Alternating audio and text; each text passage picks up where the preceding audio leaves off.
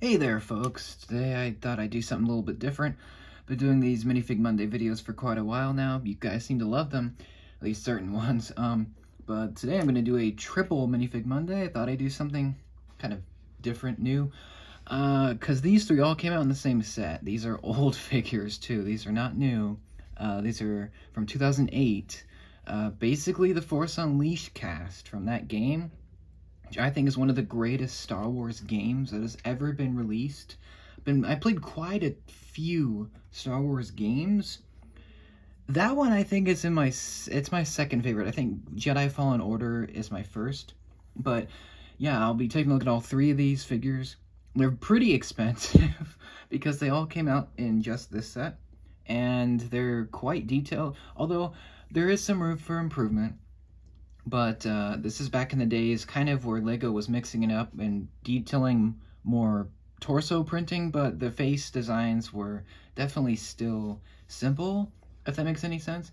But we'll start with the main character, Star Killer, or as he's known in the game, Vader's secret apprentice. Or they just called him, LEGO just calls him that on the box. Hopefully this wants to work. Apparently, the spinner doesn't want to work. Give me 1 second. Okay, there. Anyway, here he is. There's 360 of Star Killer. And fun fact, Star Killer is actually the name of Luke before. It was going to be the name of Luke before Skywalker was chosen. You probably already knew that, but, you know, I just want to give you some trivia. So this figure is kind of simple, kind of not. The face is simple. It's like it's kind of a generic LEGO face, but he's like scowling. It looks pretty accurate to him in game, you know, Galen Merrick, that's his actual name. Pretty accurate to Sam Witwer's likeness, I guess, for the time. The hair is definitely the least accurate. It's kind of the basic LEGO hair that they've been using forever, but it's fine. He does have an accessory, which in this case is a lightsaber in red.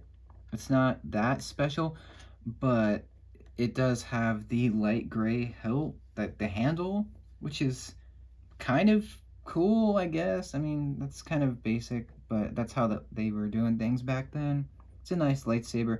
I'm glad to get some more red ones, because I don't have a lot of those, so that's nice to get. He does have an arm sleeve missing, and I think the best part of him is definitely the torso. If I zoom in, you could just see how detailed this is, especially for the time.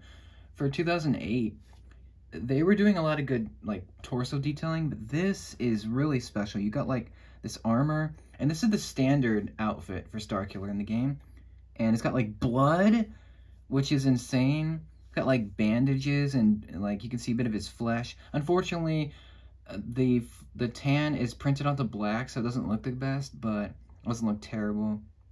Lots of rips and tears, holes, and the best part, I think, is this metallic armor, which is very shiny, which is really cool.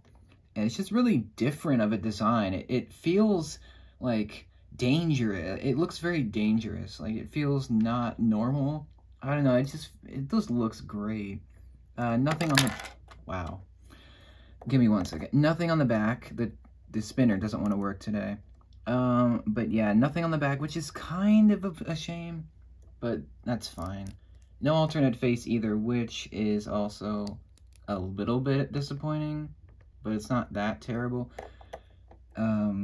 It's just, you know, there could have been some, but it's fine. But yeah, that's Star Killer. He's a pretty awesome figure. He's worth about 50 bucks. So he's a he's a pricey one because he only came in the set, and I'm surprised they even made him in the first place. He's kind of an anti-hero, though, which, again, is very interesting because we don't get many of those as figures. So that's cool. Yeah, this figure is awesome. I really like it. There could have been printing on the legs for sure and the back, but it doesn't really matter that much. It's just something that could have been there. But yeah, that's Star Killer. Such a cool figure. Let's move on. I'll save Vader for last. We've got Juno Eclipse. Now this is the part where people don't really like the figures anymore, or at least this is the figure that people don't like, I guess, because of the face. The face design is interesting.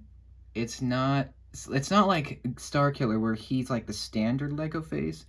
It's like she has colored blue eyes, kind of like weird, I don't know, it's like details around her eyes, a different lip style, and she has printing of hair. Um, it's very interesting, but yeah, she does have an accessory, which is just a basic 2007 rifle, nothing special. I just gave it to her because, you know, she doesn't really come with anything, technically, except for the Rogue Shadow set is her accessory, basically, but I obviously can't fit that in the frame, so yeah, I'll just give her the pistol, or the gun from that. It works fine for her. She's the pilot of the ship, and she's done pretty well. She's definitely a lot more basic than Starkiller in terms of the detailing, but it is nice detailing. You can see she has her little uniform with a very form-fitting, tight look. You can tell because they try to make her look, like, thinner. Like, they gave her the female physique, which it works kind of. It works pretty well. She's got a good belt with a nice metallic shine. You can see lots of cool little... It's honestly quite simple, but it looks nice. I like the ranking badge as well. The orange and the red, looking pretty good. No leg printing again, which in 2008, that wasn't really a thing yet. So, and then they were kind of doing it. It depends on the theme, but yeah, no alternate face and no back printing, which is fine. She's worth about 14 bucks, which is pretty decent. And she does have actually 2 different looks, so you can give her the cap, the Imperial cap, which looks great. Probably want that when she's flying. But also you can give her this hair, which is this is my first time getting this old school ponytail, and this is in a dark yellow.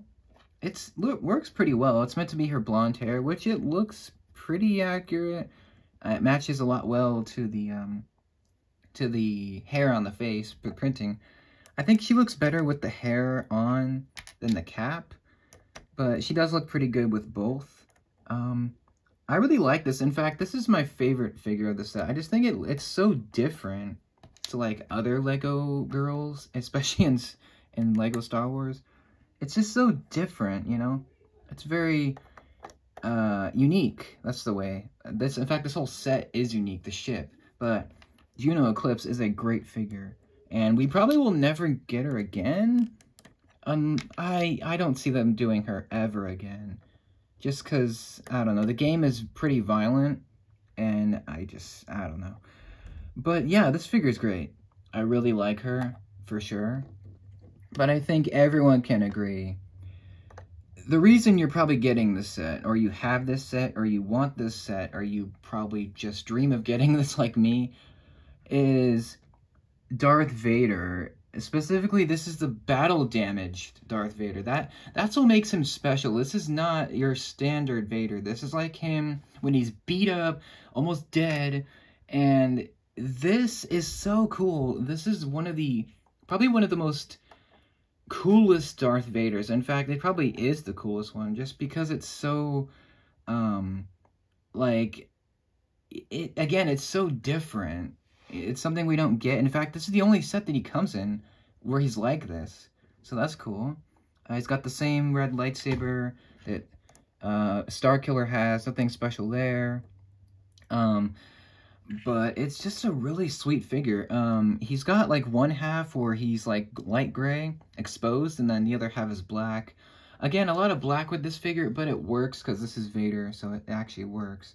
No back printing, which is fine. The piece that they use for his broken helmet is very odd, but it works. It's actually a scuba diving helmet, like upside down, or like turned on its head. I'm not going to take it off because it's probably, I don't know, I don't want to ruin it, but there is there's a hole in the, like a face mask part of it, and you turn that kind of sideways. You can kind of see it here, if I can focus. So that's what it would look like on a figure, kind of. It's just turned up. It makes it look like the mask has been like ripped off, which is really cool. and it works really well, especially from the back.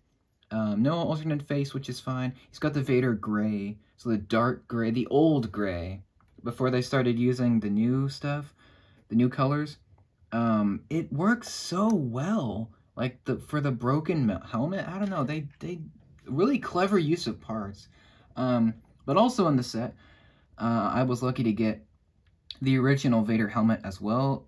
If you have the set, you know it comes with this. But I got mine used, and it had everything in it, which is really awesome. That's what really tempted me to buy it. That's what really made me pull the trigger, because it has everything, and all these figures are pretty much mint, which is crazy because they're like 16-year-old figures.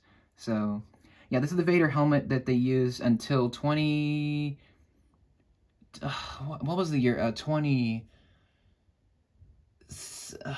What was the year? The start of 2014. So that was the last year that they used this helmet, and this is the original helmet. You can display him with the full mask or the broken one. It's pretty awesome that they give you the option.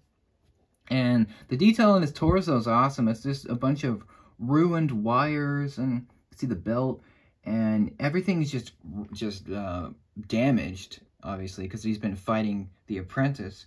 So yeah, it's such a cool Vader. They've done a few cool Vaders. Like, they've done one with a metal. They've done one. They've done a lot of Vaders, and they've done one in like a Bacta tank. But this is by far one of the coolest ones, just because it's so unique, you know. And it looks really good. Obviously, very accurate to Vader's outfit. And it's ruined, you know. You got one black leg, one light gray leg. I think they could have printed something on the light gray leg, for sure. Some kind of detail. Just a little bit of detail would have been nice. But the face is probably the most unique part, where it's like half helmet, half Anakin head. It's really cool. It's got the standard Anakin face, but then it's got like the Vader half face shield thing. And it's so different. It's like so cool. I don't know. As a kid, I thought, how cool would it be to have these figures? And all these years later, they don't disappoint. They're kind of, like, simple, but they do the job really well. And they look really accurate to the game. Obviously, they couldn't do a whole lot back then, because the figure design was a little bit basic, but they did as well as they could possibly do. And it's a really nice set of figures, for sure. The Vader is definitely the most expensive of the set. He's $50. So yeah, he's the pricey one, because it's Darth Vader and because it's a special version of him. So that's kind of cool. But all three are great. Again, my favorite's Juno. I know, hot take, but I just think she looks so, like, cool. Like, I don't know, so different. But yeah, Starkiller is by far everyone's favorite. He's a sweet figure. It's just kind of surprising that they even made this set in the first place, because that game is not for kids. But, okay. Whatever, it's cool. We got what we got. But those are the three figures, the Force Unleashed cast. Let me know what you think. Let me know what you think of the triple Minifig Monday. This is probably the only time I'll do it. Probably the one-off. Just, I don't know. I felt like doing it for this one. But let me know what you think. Good and bad. What do you think of the game? What do you think of the set? And what are your thoughts on minifigs in general? Do you think they should have more detail or less? Let me know. Thank you for your support. Thank you for watching. And I will see you in the next episode. And thanks again.